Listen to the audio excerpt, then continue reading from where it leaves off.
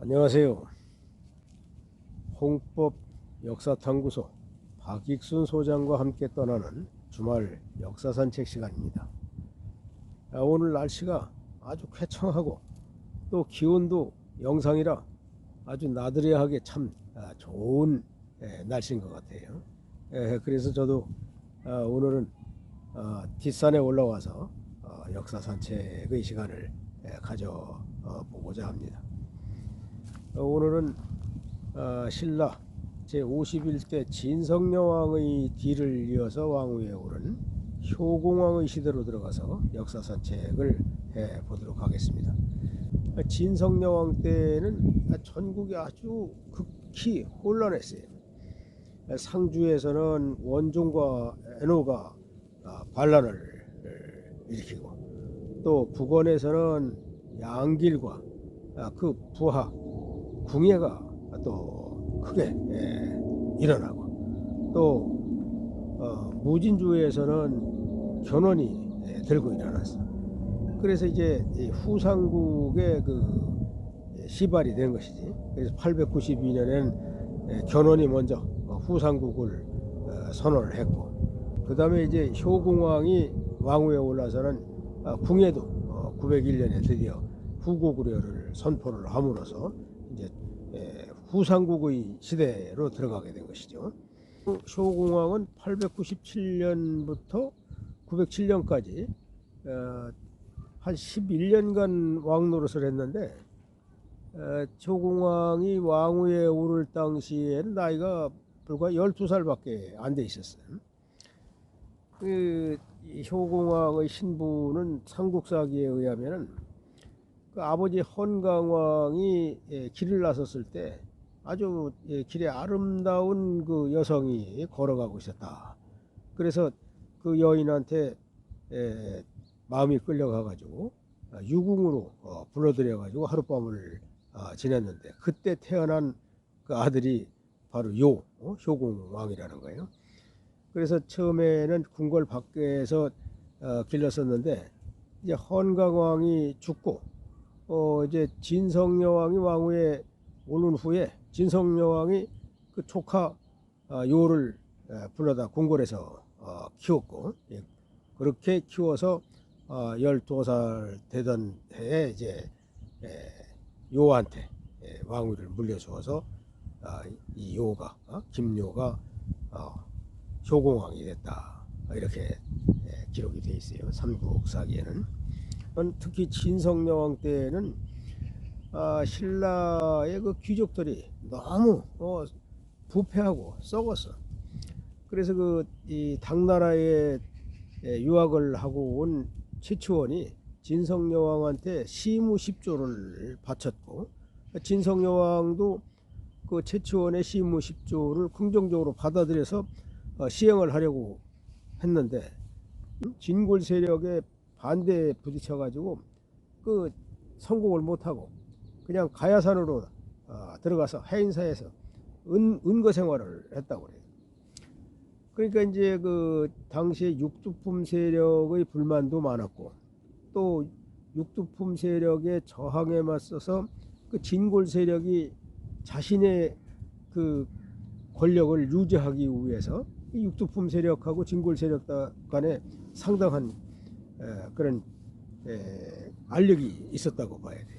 그래서 이제 궁예라든가 이 견훤이라든가 이런 사람들이 또 지방 호족들이 육두품의 세력과 연합을 해서 반신라적인 그런 정서를 가지고 있었던 거란 말이지. 이런 상황에서 이제 효공왕이 왕위에 올랐지만 12살짜리가 뭐 무슨 일을 할 수가 있겠어요.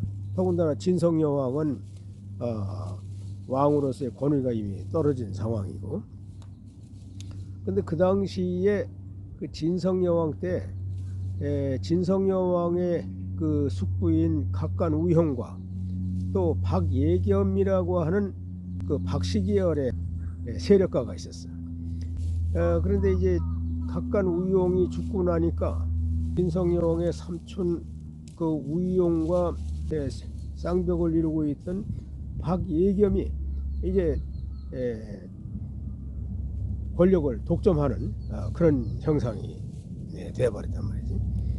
효공왕이 왕위에 오르니까 박예겸의 딸을 효공왕의 왕비로 책봉하는 그런 상황까지 벌어졌어요.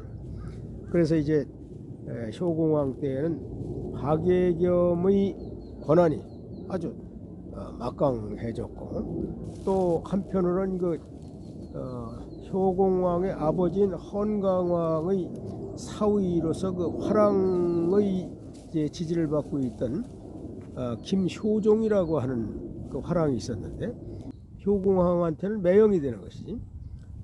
그리고 이제 박예겸의 아들인 박경희가 있었는데, 박경희는 장인의 아들이니까 처남이 되는 거야. 그래서 이 효공왕은 장인인 박예겸의 섭정을 받으면서 매형인 김효종을 시중으로 삼고 이렇게 나라를 다스려요. 그래서 왕위에 오른 첫 해에는 뭐 역대 그 신라 왕들이 다 그랬듯이 제수들을 대거 방면을 하고 세금을 면제해주고 전 관직을 한 등급씩 높여주는 그런 파격적인 인사를 단행을 했어요.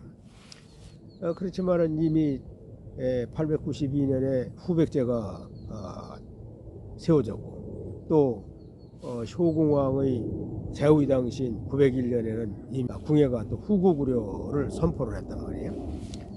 이렇게 되니까 이제 효공왕 때는 정말로 경상도, 대구 뭐 이쪽을 제외하고는 전부가 궁예의 손에 들어가고 또 견훤의 손에 들어가서 신라 왕의 명령이 먹혀 들어가는 데는 경상도 일부밖에 없게 되는 그런 형편이 있었어요.